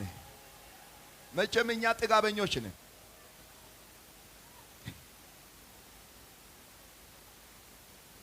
መቼም ገነት ውስጥ አይደለም የምንኖረው። ገነት ውስጥ አይደለም ያላችሁ። መከራ አለብን፣ ፈተና አለብን፣ ድካም አለብን፣ በሽታ አለብን። በብዙ ነገር እንሰቃያለን። ምን አለበት ነቃ ብለን በእምነት ኢየሱስን ጠርተን ዛሬ ብናመልጥ። የኢየሱስ ስም ኃያል ስም ነው። ከስም ሁሉ በላይ የሆነ ስም ነው። የመለኮት የአምላክ ስም ነው። ጉልበት ሁሉ የሚንበረከክለት ስም ነው። ነገስታትን ጭምር የሚያንበረክክ ስም ነው። አዳኝ ስም ነው። ታዳጊ ስም ነው። ኦ ሃሌሉያ! እንደው የስሙን ኃይል እንድትረዱ አንድ ምስክርነት ልንገራችሁ። በዚህ መሃል አንድ ጊዜ አንድ ወንድም ዋራ ጉባኤ ተካፍሎ ሲገባ ተማሪ ነው፣ ዩኒቨርሲቲ ተማሪ ነው፣ መደወላቡ ነው የሚማረው። ከዛ ከዋራ መልስ ወደ መደወላቡ ወደ ባሌ ሮቤ ሲሄድ መንገድ ላይ መሸበት። አንድ ከተማ፣ እዛ ከተማ ውስጥ ያሉት ሰዎች ክርስቲያንን በማረድ ሰው መንግስተ ሰማያት ይገባል ብሎ የሚያምኑ ናቸው። እዛ መሸበት። ኪሱ ውስጥ የነበረው 50 ብር ብቻ ነው። አሁን የመኝታ የለውም። ምን አባቴ ይሻለኛል ብሎ ሲንከራተት አንዱ አብሮት መኪና ውስጥ የነበሩ እኔ ማደሪያ አመቻቻለሁ አለ። ለካ ሊያሳርደው። ከዛ ሄደና አይ በቃ በ3 ብር አግኝቼልሃለሁ ና አለው። ይሄ የዋሁ ተከትሎት ሄደ። ከዛ ገቡ። ሲገባ ቤቱ ሙሉ ነው። ከዛ ጠየቁት፣ ከየት መጣ? ስራህ ምንድነው? ሃይማኖትህ ምንድነው? እሱ እስካሁን አልነቃም። እኔ ክርስቲያን ነኝ። ከየት ነው የምትመጣ? ከዋራ ቤቴል ነው የሚመጣ። ለዛውም ደግሞ የጥቅስ ቲሸርት ለብሷል። ይሄም ያጋልጠዋል።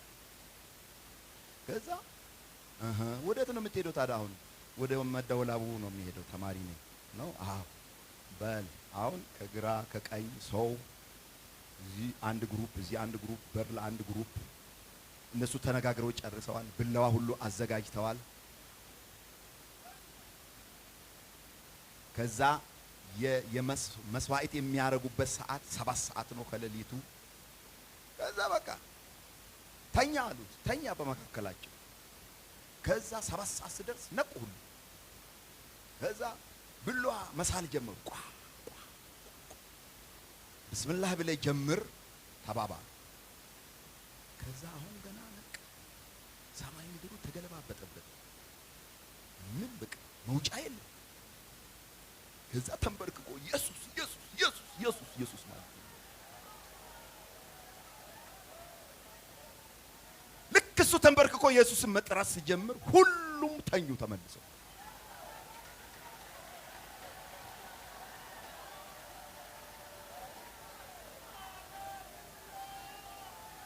ሰዓት ሙሉ ተንበርክኮ ኢየሱስን እየጠራ ኢየሱስ ኢየሱስ ኢየሱስ ኢየሱስ ኢየሱስ ኢየሱስ እያለ ከዛ ከአንድ ሰዓት በኋላ ጉልበቱ አመመውና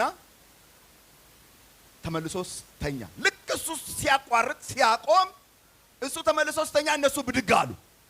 ብድግ ስሉ አሁንም ተንበርክኮ ኢየሱስ ኢየሱስ ኢየሱስ ረፈረፈለት በግራ በቀኝ።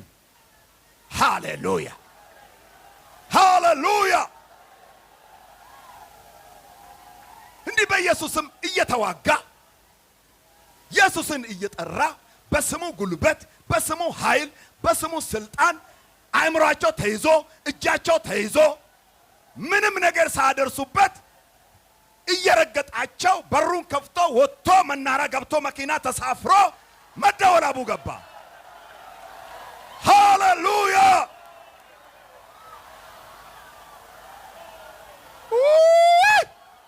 ኢየሱስ ያድናል።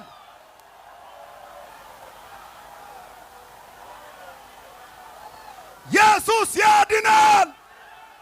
ኢየሱስ ያድናል።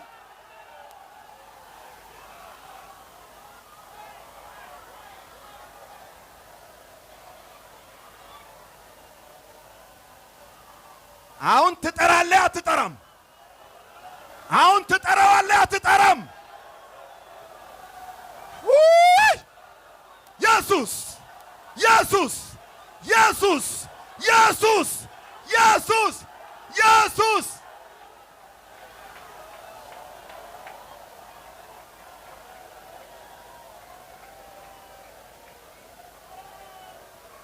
ያድናል፣ ያስመልጣል፣ ያድናል፣ ያስመልጣል፣ ይመታል።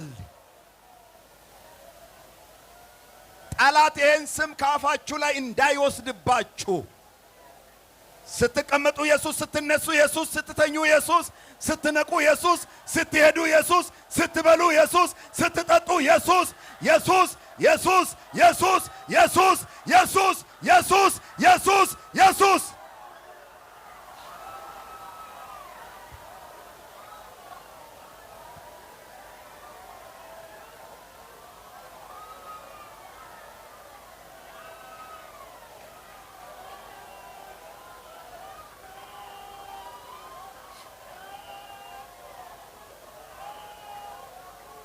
እንግዶችም ካላችሁ ጥሩት ይህን ስም ትድናላችሁ።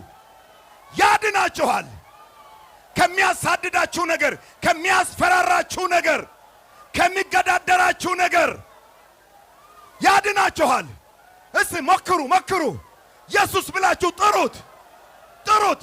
ያድናል ያድናል ያድናል ያድናል ያድናል ያድናል። ኢየሱስ ያድናል። ኢየሱስ ያድናል። ኢየሱስ ሃሌሉያ።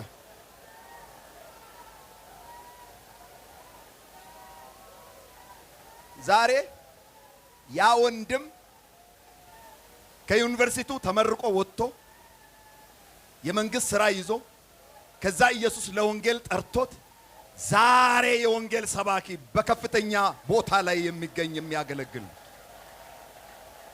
ኢየሱስ ያድናል። ከጭንቀት ያድናል፣ ከጥፋት ያድናል፣ ከሚያስፈራራህ ነገር ያድናል። እንግዶች ጥሩት ካላችሁ ኢየሱስ በሉ ታያላችሁ። አሁን ማዳኑን ያሳያችኋል። ማዳኑን ታያላችሁ። ማዳኔን አሳያለሁ ብሏል። አሜን። ኢየሱስ ይባርካችሁ። ሻረፍ በሉ።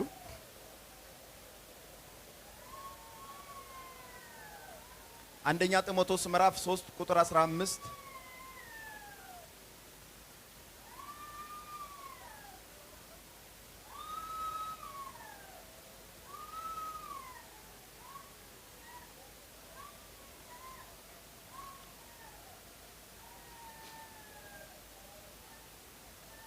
ይቅርታ ምዕራፍ 1 ቁጥር 15 አንደኛ ጢሞቴዎስ ምዕራፍ 1 ቁጥር 15 እና 16 ኃጢአተኞችን ሊያድን ክርስቶስ ኢየሱስ ወደ ዓለም መጣ የሚለው ቃል የታመነና ሁሉ እንዲቀበሉት የተገባ ነው። ከኃጢአተኞችም ዋና እኔ ነኝ። ስለዚህ ግን የዘላለምን ሕይወት ለማግኘት በእርሱ ያምኑ ዘንድ ላላቸው ሰዎች ምሳሌ እንዲሆን ኢየሱስ ክርስቶስ ዋና በሚሆን በኔ ላይ ትዕግስቱን ሁሉ ያሳይ ዘንድ ምሕረትን አገኘሁ። ሐዋርያ ጳውሎስ ከኃጢአተኞች ዋና እኔ ነኝ ብሎ በኢየሱስ ክርስቶስ እንደዳነ ይናገራል። ኃጢአተኞችን ሊያድን ክርስቶስ ኢየሱስ ወደ ዓለም መጣ የሚለው ቃል የታመነና ሁሉ እንዲቀበሉት የተገባ ነው። ኢየሱስ ያድናል፣ ኃጢአተኞችን ያድናል የሚለውን ቃል ሁሉ ሰው መቀበል አለበት። ይሄን ቃል ካልተቀበሉ መዳን የለም። በቃ የኃጢአተኞች አዳኝ ኢየሱስ ብቻ፣ ከኃጢአት የሚያድን ኢየሱስ ብቻ። ስሙን የሚጠራ ይድናል። የጌታን ስም የሚጠራ ይድናል። የጌቶችን ስም አይደለም፣ የጌታን ስም የሚጠራ ይድናል። ጌታ ስሙ ጌታ አይደለም። የጌታ ስም ማን ነው? ስንት ጌታ አለ? የአንዱ ጌታ ማን ነው ስሙ? በቃ ይሄን ስም የሚጠራ ይድናል። ይሄ ወንድማችን ዳነ አይደለም? እናንተስ በስሙ የዳናችሁ አይደል? ስሙን እየጠራችሁ ተጠምቃችሁ በሱ የዳናችሁ ብቻ። ሃሌሉያ! ሕያው ምስክር ነን እኛ፣ ሕያው ምስክር ነን።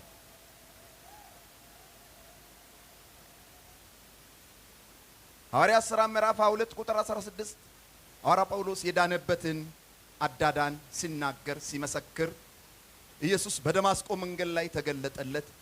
ከዛ ወደ ሐናንያ ላከው። ሐናንያ ጋር ሲደርስ ሐናንያ እንዲህ አለው፣ በመጣህበት መንገድ የታየህ እርሱ ኢየሱስ ነው። በመጣህበት መንገድ የታየህ የተገለጠልህ ማን ነው? ኢየሱስ ነው። አሁንስ ለምን ትዘገያለህ? ስሙን እየጠራህ ተጠመቅ ከኃጢአትህም ታጠብ አለኝ። ከዛ ሐዋርያ ጳውሎስ ስሙን እየጠራ ተጠመቀ፣ ዳነ። ምን ነው ሐዋርያ ጳውሎስ ብቻ አይበቃህም እንዴ ለማስረጃነት? እኛ የኢየሱስ ስም ጥምቀት እኮ ቀላል ነገር አይደለም። ሐዋርያ ጳውሎስን የሚያክል የሕግ አዋቂ ብዙ የሚመካበት ነገር ያለው ሰው የተጠመቀበት ስም ነው። ስሙን እየጠራ ተጠመቀ፣ ከኃጢአቱ ታጠበ። ሃሌሉያ! ስለዚህ መዳን በማን ብቻ ነው? በኢየሱስ ብቻ ነው። እሺ ልፍጠን። ሉቃስ ምዕራፍ 24 ቁጥር 46 እስከ 47 ክርስቶስ መከራ ይቀበላል፣ በሶስተኛውም ቀን ከሙታን ይነሳል፣ በስሙም ንስሐና የኃጢአት ስርየት ከኢየሩሳሌም ጀምሮ በአሕዛብ ሁሉ ይሰበካል። እኛ ድረስ የመጣው ስብከት ከኢየሩሳሌም የጀመረው ሐዋርያት የጀመሩት ስብከት ነው። በቃ ንስሐ በማን ስም ነው የሚሰበከው? በኢየሱስ ስም ነው የሚሰበከው። የኃጢአት ስርየት በማን ስም ነው የሚሰበከው? በኢየሱስ ስም ነው የሚሰበከው። ሌላ የለም፣ የለም። በቃ ሌላ የለም። ሌላ ይጠራል። ለመዳን ግን ኢየሱስ ብቻ ይጠራል።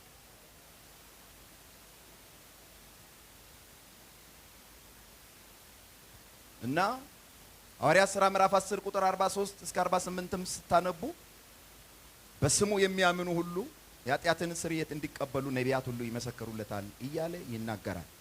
እና ሰው የኃጢአትን ስርየት የሚያገኘው በኢየሱስ ስም በማመን ነው። ለኃጢአቱ ስርየትን ይቅርታን ማግኘት የሚችል ኢየሱስ በዚህ ስም ብቻ ያድናል። እግዚአብሔር በዚህ ስም ብቻ ያድናል። በቃ በዚህ ስም አምነን ደግሞ ከባዱ ነገር ምን መሰላችሁ? በዚህ ስም በማያምን ነገ ይፈረድበታል አይልም፣ አሁን ተፈርዶበታል ይላል። በአንዱ በእግዚአብሔር ልጅ ስም ስላላመነ አሁን ተፈርዶበታል። በዚህ ስም የማታመን ከሆነ ከፍርድ በታች፣ ከፍርድ በላይ የምትሆነው በዚህ ስም ስታምን፣ ከኃጢአት በላይ የምትሆነው በኢየሱስ ስም ስታምን ነው። ከሞት ስልጣን በላይ የምትሆነው በኢየሱስ ስም ስታምን ነው። ከጨለማ ስልጣን በላይ የምትሆነው በኢየሱስ ስም ስታምን። በቃ በዚህ ስም የሚያምን ከበሽታ በላይ ነው፣ ከሞት በላይ ነው፣ ከኃጢአት በላይ ነው፣ ከአጋንንት በላይ ነው፣ በላይ ነው። ከስም ሁሉ በላይ የሆነ ስም ነው። አሜን። አራተኛ ነጥብ የአብ የወልድ መንፈስ ቅዱስ ስም ማን ነው? ኢየሱስ ነው። ይህንን ሐዋርያት ሥራ ምዕራፍ 2 ቁጥር 38 ላይ ሂዱና በአብ በወልድ መንፈስ ቅዱስ ስም አጥምቁ የተባሉት ሐዋርያት የማንን ስም እየጠሩ ነው ያጠመቁ? ስለዚህ የአብ የወልድ የመንፈስ ቅዱስ ስም ማን ነው ማለት ነው? ኢየሱስ ነው ማለት ነው። አባት አብ ማለት አባት ነው አይደል? አባት ስም ነው እንዴ? ልጅ ማለት ስም ነው እንዴ? እሺ አባት እያላችሁ ልጅ እያላችሁ መንፈስ ቅዱስ እያላችሁ አባት ልጅ መንፈስ ቅዱስ እያላችሁ አጥምቁ አይደለም ትእዛዙ። በአብ በወልድና በመንፈስ ቅዱስ ምን ስም አጥምቁ ነው። አብ ምን አለው? ስም አለው። ወልድ ምን አለው? ስም አለው። መንፈስ ቅዱስ ምን አለው? ስም አለው። ስሙ ማን ነው?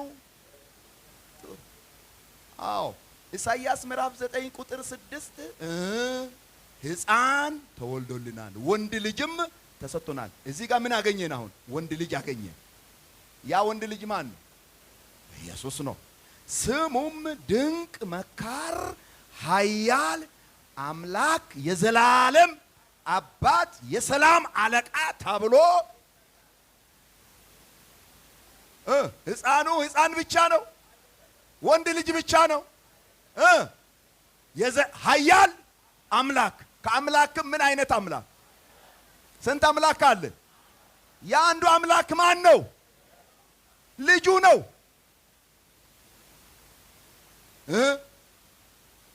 የዘላለም ከአባትም የዘላለም አባት። ስንት አባት አለ ታዲያ? በቃ አባቶች የሉም፣ አባት ነው ያለው። ያ አንዱ አባት ኢየሱስ ነው። አንድ ሰው ነው ያለው፣ ያ አንዱ ሰው ኢየሱስ ነው። አንድ መንፈስ ነው ያለው፣ ያ አንዱ መንፈስ ኢየሱስ ነው። አብ ወልድ መንፈስ ቅዱስ የኢየሱስ ክርስቶስ ሶስቱ የማዕረግ ስሞች ናቸው። አባትነትን ያሟላል፣ ልጅነትን ያሟላል፣ መንፈስነትን ያሟላል። ይኸው እኔ ፈጠርኩ ወይስ ቃል ነው የሚናገረው? ልጁ የዘላለም ምን አባት። ሁለተኛ ቆሮንቶስ ምዕራፍ 3 ቁጥር 17 ጌታ ምንድን ነው ይላል? መንፈስ ነው። ኢየሱስ መንፈስ ነው። መንፈስ ስለሆነ ነው በተዘጋ ቤት ገብቶ ሰላም ለእናንተ ሁን የሚለው። መንፈስ ስለሆነ ነው ሊወግሩት ድንጋይ ሲያነሱ በመካከላቸው አልፎ የሚሄደው።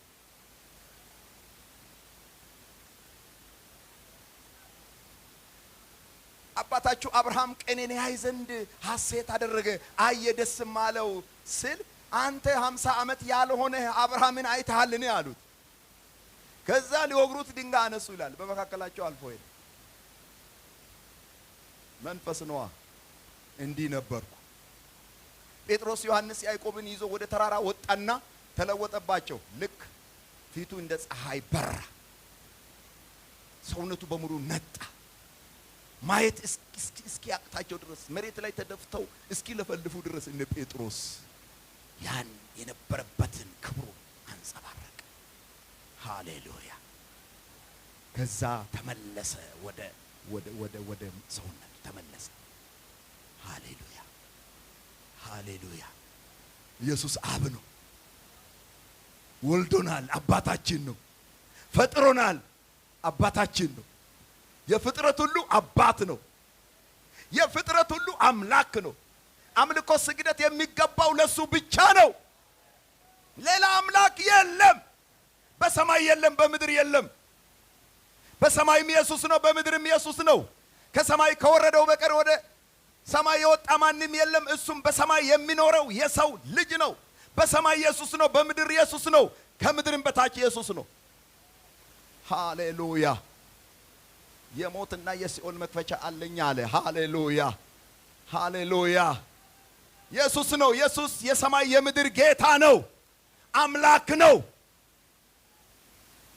ስለዚህ ኢየሱስ አባት ነው፣ ኢየሱስ ልጅ ነው። ኢየሱስ መንፈስ ነው። አብ ወልድ መንፈስ ቅዱስ የማዕረግ ስሞቹ ናቸው። የማዳን ስሙ ግን ማን ነው? ኢየሱስ ነው። እስቲ ኢየሱስ ኢየሱስ ኢየሱስ። ስለዚህ ሰው ሲጠመቅ ምን ያገኛል የሚለውን ነገር አንደኛ ይድናል፣ ቅድም አይተናል ማርቆስ ላይ። ሁለተኛ የኃጢአቱን ስርየት ይቀበላል፣ ሐዋርያት ሥራ ላይ አይተናል። ይታጠባል፣ ከኃጢአቱ ይታጠባል። አሁንስ ለምን ትዘገያለህ? ተነሳና ስሙን እየጠራህ ተጠመቅ፣ ከኃጢአትም ምን በል ታጠብቅ። ይታጠባል፣ ክርስቶስን ይለብሳል። በኢየሱስ ስም የሚጠመቅ ሰው ክርስቶስን ይለብሳል። ገላትያ ምዕራፍ 3 ቁጥር 27 ከክርስቶስ ጋር አንድ ትሆኑ ዘንድ የተጠመቃችሁ ሁሉ ክርስቶስን ለብሳችኋል። ጥምቀት ክርስቶስን ያስለብሳል። አሮጌውን ሰው ያስገፍፋል። ቆላሲስ ላይ ቅድም ተመልክተናል። ከክርስቶስ ከሞቱ ጋር አንድ ያደርገናል። ጥምቀት መንግሥተ ሰማያት ያስገባናል። ጥምቀት ልጅነትን ያጎናጽፈናል። ጥምቀት ዮሐንስ ወንጌል ምዕራፍ 1 ቁጥር 12 እስከ 13 ማንበብ ይቻላል። እና በጥምቀት የሚገኙ እነዚህ ጥቅሞች ናቸው። አልጠመቅም ያለ ሰው ከመጠመቅም ደግሞ በኢየሱስ ስም ያልተጠመቀ ሰው እነዚህ ጥቅሞች ሁሉ ይቀሩበታል። ማን ነው መዳንን የሚያገኘው? በኢየሱስ ስም የተጠመቀ። ማን ነው የኃጢአትን ስርየት የሚቀበለው? በኢየሱስ ስም የተጠመቀ። ማን ነው ክርስቶስን የሚለብሰው? በኢየሱስ ስም የተጠመቀ። ማን ነው የሚታጠበው ከኃጢአቱ የሚነጻው? በኢየሱስ ስም የተጠመቀ። ማን ነው አሮጌውን ሕይወት አሮጌውን ማንነት ሞት የተሸከመውን ያንን ሰውነት የሥጋን ኃጢአት የሚያስገፍፈው? በኢየሱስ ስም የተጠመቀ። ማን ነው ዳግም የሚወለደው? በኢየሱስ ስም የተጠመቀ። ማን ነው የሚድነው? በኢየሱስ ስም የተጠመቀ። በኢየሱስ ስም አልጠመቅ ያለ ሰው ይሄ ሁሉ ነገር ይቀርበታል ማለት ነው። እነዚህን ነገሮች የምትፈልጉ ዛሬ በኢየሱስ ስም ለመጠመቅ ወስኑ። ለዚህ እውነት ታዘዙ። ለዚህ ወንጌል ታዘዙ። እግዚአብሔር በሁለት ነገር ምክንያት በመጨረሻ ሰዎችን ይበቀላል። አንደኛ እግዚአብሔርን ባለማወቅ፣ ሁለተኛ ለወንጌል ባለመታዘዝ እግዚአብሔር እንደሚበቀል ይናገራል። ተሰሎንቄ ላይ እግዚአብሔርን የማያውቁትን ለጌታችንም ለኢየሱስ ክርስቶስ ወንጌል የማይታዘዙትን ይበቀላል። ለዚህ ወንጌል ካልታዘዛችሁ እግዚአብሔር ነገ ይበቀላችኋል። እግዚአብሔርን ለማወቅ ካልወደዳችሁ ነገ እግዚአብሔር ይበቀላችኋል። ለፍርድ ነው የሚመጣ፣ ለማዳን አይደለም የሚመጣ። ለማዳን የዛሬ 2000 ዓመት በፊት መጥቷል። አሁን ሊፈርድ ይመጣል።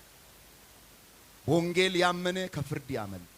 በኢየሱስ ያመነ ከፍርድ ያመልጣል። በኢየሱስ ያላመነ በወንጌል ያላመነ ይፈረድበታል።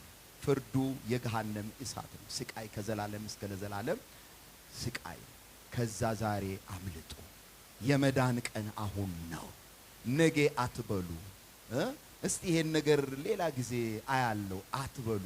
እኛ የትላንትና ብቻ ነን። ነገ ለመኖሪ ምን ዋስትና አለ? ማን ፈረመልህ ነገን እንድታይ? ስለዚህ ዛሬን ተጠቅመን እግዚአብሔር ዛሬን ሰጥቶናልና መጽሐፍ ቅዱስም የመዳን ቀን ነገ ነው ተነጎዲያ ነው አይልም። የመዳን ቀን መቼ ነው ይላል። አሁን በቃ አሁን ለሰማችሁት ወንጌል ለሰማችሁት ቃል ታዘዙ። እግዚአብሔር ሊያድናችሁ ዝግጁ ነው። ሊቀበላችሁ ሁለቱን እጅ ዘርግቶ እየጠበቃችሁ ነው።